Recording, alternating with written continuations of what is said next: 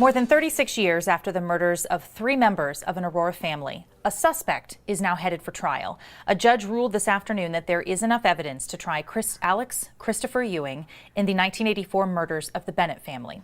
A DNA match led police to focusing on Ewing as a suspect in the long unsolved case 2 years ago. Bruce and Deborah Bennett and their daughter Melissa were bludgeoned to death in January 1984 in a case that shocked the community.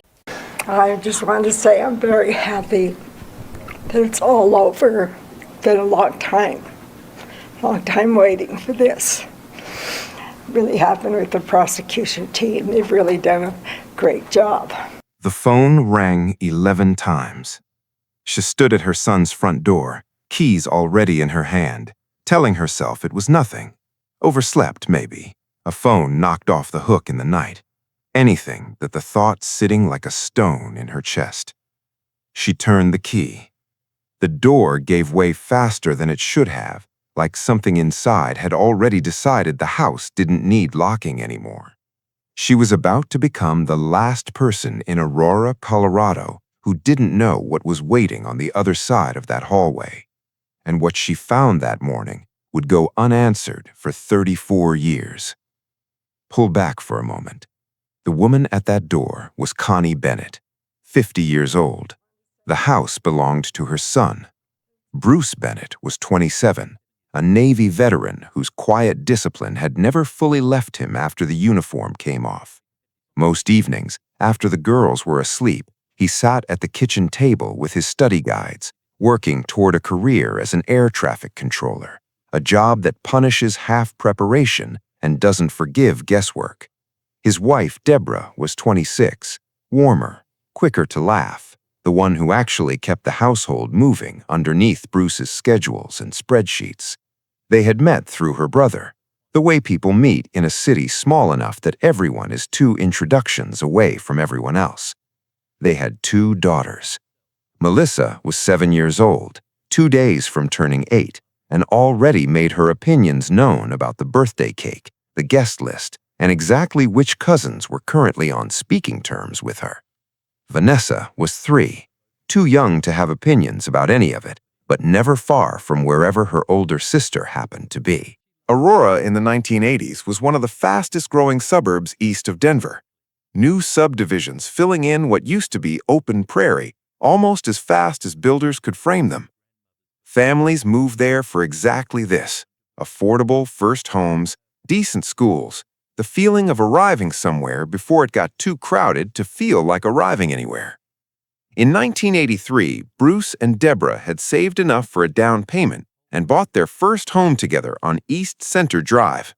One house among a cul-de-sac of near-identical driveways, chain-link fences, and basketball hoops bolted above garage doors, where every family on the block was doing more or less the same thing: paying down a mortgage, refereeing sibling arguments, hoping the car started on cold mornings.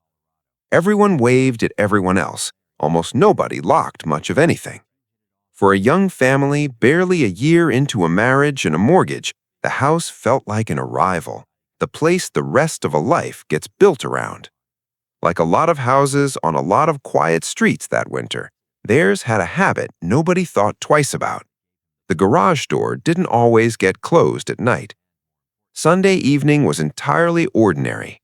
Dinner at the kitchen table, dishes stacked in the sink for morning, a bath for Vanessa, Melissa negotiating unsuccessfully, as she did most nights, for 10 more minutes before lights out. Bruce meant to check the doors before settling in with his study guide, the way he usually did. Deborah got the girls down, humming something half-remembered from the radio. Outside, the temperature kept dropping, the way it does on January nights in Colorado. Inside, nobody was thinking about a garage door at all.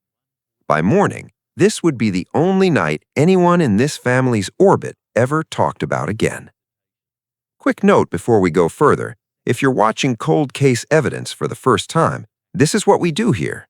Every week we cover cases like this one, the crimes that went unanswered for decades, and exactly how they were finally solved. Subscribe and hit the bell so you never miss the next one. Now back to East Center Drive. Monday morning, Connie Bennett couldn't reach her son by phone. She tried once, Then again 20 minutes later. Then a third time. Well past the point where everyone still asleep was a reasonable explanation on a workday when Bruce should already have been up and steadying. Something about the silence on the line felt wrong in a way she couldn't name. So she got in her car, drove the short distance to East Center Drive, and let herself in with her own key when nobody answered the door. The door gives way. Inside, the house is silent in a way houses aren't supposed to be at 8 in the morning. Bruce has been struck with severe force to the head. His throat has been cut. Deborah is in the bedroom, badly beaten. In the room the girls share, Melissa has been killed and sexually assaulted. Vanessa, 3 years old, was alive. Barely. A firefighter found her among the wreckage of that bedroom. She was rushed by ambulance to Children's Hospital in Denver with injuries severe enough that doctors were candid with the family about how unlikely her survival actually was. Severe head wounds, brain trauma, a shattered jaw. She made it anyway, through emergency surgery, through a coma that stretched on for weeks, through a recovery nobody in that waiting room could promise would end well. One day at a time for longer than anyone wanted to sit with. Aurora Police Detective Stephen Connor was among the first officers to respond, with no way of knowing yet that this case would occupy a piece of the next 3 decades of his career. Patrol units sealed off the block.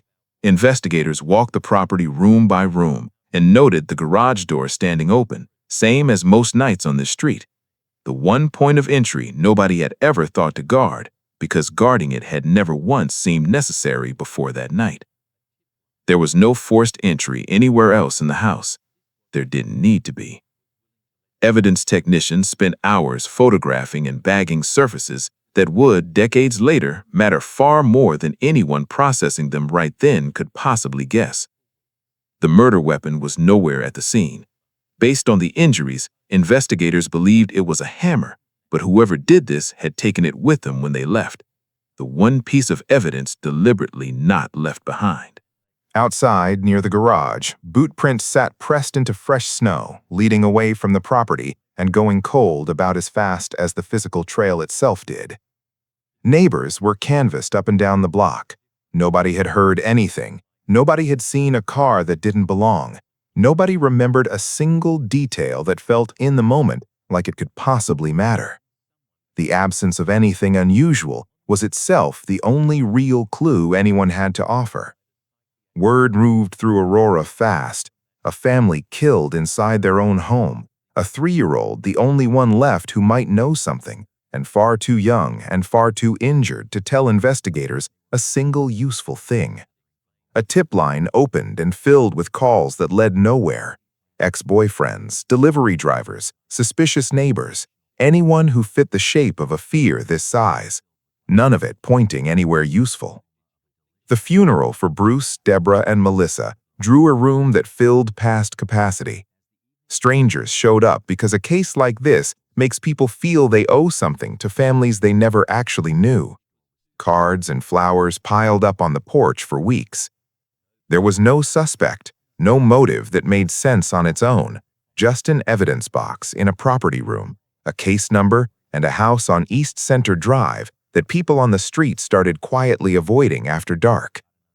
What almost nobody standing in that house that January morning knew, including the detectives working the scene, was that this was not the first time in the past 2 weeks that something very much like this had already happened. It wasn't even the third.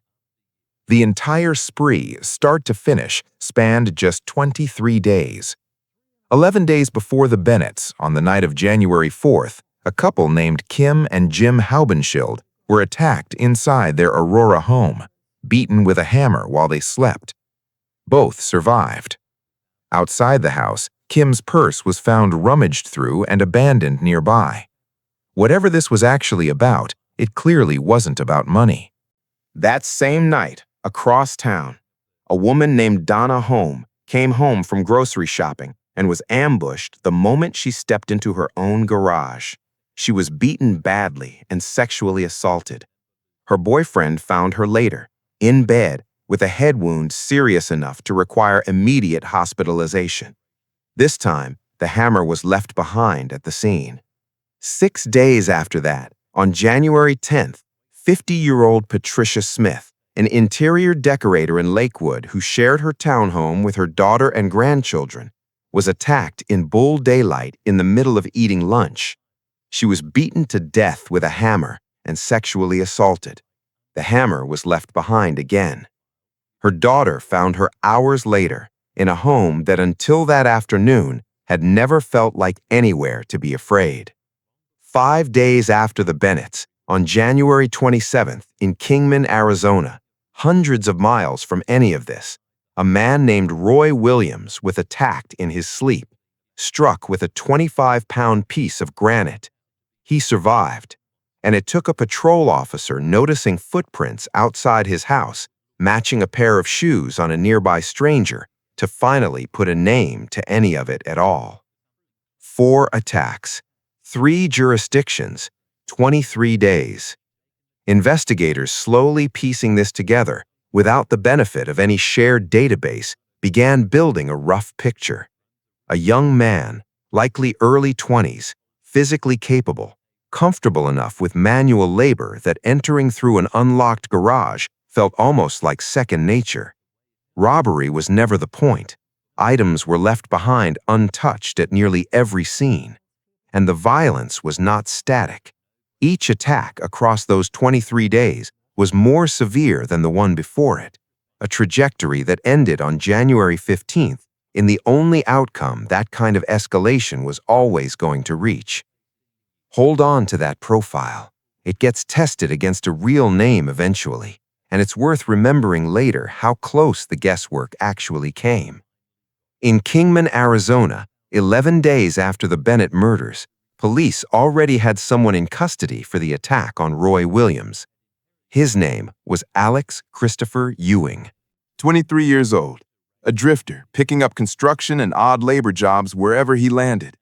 Records would later show he'd obtained a Colorado driver's license the previous summer, proof he hadn't just been passing through the area, but living inside it, working alongside people who had no idea what else he was doing with his evenings. Nobody in Arizona had any reason to connect him to Colorado. He was just a man accused of hurting one stranger in one house in a state that had never heard the name Bennett. This was the closest anyone came to stopping him, and for the next 34 years, it didn't matter. Held in Kingman, Ewing was transferred to a detention center in Utah to await his case. He told investigators a story about hitchhiking out of Colorado in a trucker's cab. Nobody had any reason to ask him a single question about Aurora, Lakewood, or the family on East Center Drive. On August 9, 1984, deputies were transporting Ewing from Utah back to Arizona for a court hearing. They stopped in Henderson, Nevada, so the deputies and their prisoners could use the bathroom. Ewing ran. That same night, he broke into a nearby home and attacked a married couple in their bedroom with an axe handle, beating them severely. He was arrested 2 days later by park rangers near Lake Mead, still carrying almost nothing, having spent 48 hours as close to genuinely free as he would ever be again. A Nevada jury convicted him of escape and the axe handle assault. The length so short, the phrase had a blight in it. Ewing disappeared into the Nevada prison system. 3 unsolved Colorado cases were sitting somewhere with his DNA already inside them. They just weren't sitting under his name yet. While Ewing served out his Nevada sentence, the Bennett and Smith families kept living without an answer. In Aurora and Lakewood, the files sat largely untouched for years. DNA testing barely existed as an investigative tool in 1984. The technology that would eventually crack this case was still mostly theoretical, confined to academic papers rather than crime labs. Detective Connor, older now, kept the file open on his own initiative more than on any department mandate, a quiet persistence that never made the news but was the only reason a case like this survived long enough to be solved at all. Then, in 2002, forensic analysts at the Colorado Bureau of Investigation made a quiet but significant breakthrough. DNA recovered from both crime scenes, the Bennett home and the Smith murder, belonged to the same person. 2 attacks, 6 days apart, finally confirmed as the work of one man. In practice, this changed almost nothing. There was still no name attached to the profile, just a pattern sitting in a database waiting on a comparison that hadn't happened yet and wouldn't for another 16 years. In 2013, Nevada began requiring convicted felons already in custody to submit DNA samples, part of a broader national push toward retroactive DNA collection in state prison systems. 3 years later, in 2016, Nevada's Attorney General extended that requirement backward, reaching into the prison system to test men convicted decades earlier, long before DNA testing existed as a working investigative tool. It was a bureaucratic, unglamorous policy change, the kind that never makes a headline of its own. It turned out to be the single most consequential thing anyone did in this entire 36-year case. Ewing, still serving his sentence for the attack in Henderson, was tested along with everyone else already inside. One more swab in a state-mandated backlog, no different in that moment from any of the others being processed alongside his. The match against the Bennett and Smith DNA profile came back within a single day of his sample being entered into the national system. 34 years of nothing. Then, overnight, everything. Detective Connor received word in the summer of 2018. 34 years of a case that refused to move, and then an answer inside 24 hours of a routine DNA swab. When Colorado investigators traveled to Nevada and interviewed Ewing directly, they showed him a photograph taken at Patricia Smith's murder scene. He visibly recoiled. Told that his DNA had been matched to physical evidence from both crime scenes, he offered investigators exactly one line in response: "There's got to be a mistake." Across 2 separate interviews, he acknowledged living in the Denver area in 1984 and working construction and plumbing jobs around the metro. He provided no explanation for how his DNA could have ended up at either scene. A 34-year manhunt, ending not in a confession, but in a shrug. Colorado issued an arrest warrant listing 13 separate counts, including 6 charges of first-degree murder, 2 for each victim, attempted murder for the attack on Vanessa, sexual assault charges, burglary, and sentencing enhancers for crimes of violence. Ewing's legal team fought extradition for nearly 20 months, filing motion after motion, moving the fight from Nevada's courts through federal appeals all the way to the United States Supreme Court, which ultimately declined to intervene. 20 months of hearings and filings for a man who had spent 36 years technically free of any charge tied to Colorado at all. In late February 2020, Ewing was flown to Colorado and driven directly to the Arapahoe County Detention Center, held without bail. At his first court appearance, he stood in a red jail jumpsuit and orange sandals, a chain running from his handcuffs down to his ankle shackles. The hearing ran nearly an hour. He spoke only 5 times, answering the judge's routine questions the same quiet way each time. "Yes, ma'am." The trial opened in Arapahoe County in the summer of 2021, the first time in 37 years that a courtroom had an actual face in the defendant's chair instead of an empty case file. Prosecutors called 25 witnesses, including Vanessa herself, now a grown woman, describing what fragments she could of a night she had been far too young to fully remember. The most consequential witness was DNA analyst Yvonne Woods of the Colorado Bureau of Investigation. She told the jury that genetic material recovered from a bedroom comforter, tested in 2001 and again in 2018, matched Ewing on both occasions. She left the jury with a single number to sit with. The odds this DNA belonged to anyone else on Earth, roughly 1 in 13 nonillion, a 13 followed by 30 zeros. A figure so far beyond ordinary human intuition that Wood spent part of her testimony simply explaining what it meant to be that certain about anything at all. Patricia Smith's murder was introduced under strict legal limits, not as a second charge, but as proof of a pattern. The same hand, the same method, 6 days apart. Then the defense presented its case, and the trial stopped feeling like a formality. A fingerprint examiner testified that of 31 prints recovered from inside the Bennett home, not one of them belonged to Alex Ewing. Defense attorneys went further, arguing that the original 1984 investigators had handled key evidence without gloves. 36 years of storage, transfers, and retesting had left real room for contamination. At one point during the trial, the defense formally moved for a mistrial over exactly how some of that evidence had been handled across the decades. For a genuine stretch of this trial, there was an open question in that room, and it had nothing to do with theater. Does 1 in 13 nonillion outweigh a crime scene with no physical trace of the accused anywhere inside it? After 2 days of deliberation, the jury had its answer. The following spring, a separate trial in Jefferson County addressed Patricia Smith's murder. The same core tension resurfaced before a different jury. The same DNA evidence, the same defense arguments about decades of evidence handling from an era before forensic testing existed as a working tool.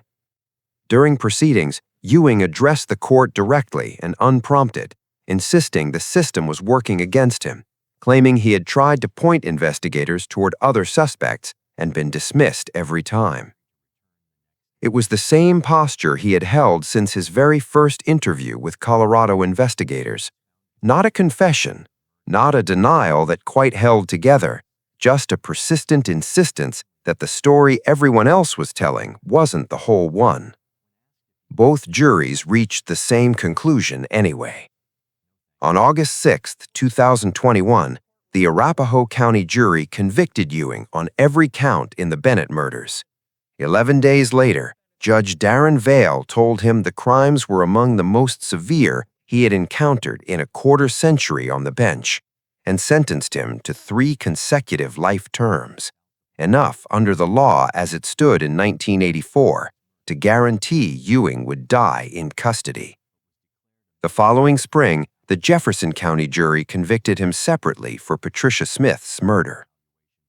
Vanessa, the 3-year-old who survived, is a woman in her early 40s now, going by a married name. She still carries a metal plate in her forehead, along with years of physical therapy and an anger that for a long time had nowhere useful to go. Somewhere along the way, she built a life around all of it. At the sentencing, she addressed the court directly. "I didn't just lose my parents and my sister. I lost trust in people. I lost my dignity and my pride. I lost the person I was supposed to be. I lost my sanity." She looked at the judge and not the man who had taken everything from her, and she said what she'd waited most of her life to say. Connie Bennett, the woman who turned that key on a Monday morning in 1984 and became the last person in Aurora who didn't know, was well into her 80s by the time it was finally over. She told reporters outside the courthouse that it felt like a weight had been lifted. "It's not closure. We still have to deal with it, but we've learned to live with it and accept that it happened. We just do the best we can." Go back one last time to that garage door, left open, forgotten, unremarkable. For 3 weeks in January 1984, it was the only thing standing between 5 ordinary lives and a stranger who was specifically counting on exactly that kind of forgetting. What it took to finally close this case wasn't a breakthrough in the investigation. It wasn't a tip or a confession or a detective with a new lead. It was a bureaucratic policy change in a Nevada prison, one routine swab in a backlog of thousands that came back with a match inside 24 hours after 34 years of nothing. The answer was in the DNA the whole time. The system just needed long enough to finally ask. If cold case evidence brought this case to you, a subscription is the best way to make sure you're here for the next one. Leave a comment below. Which moment in this case stopped you cold?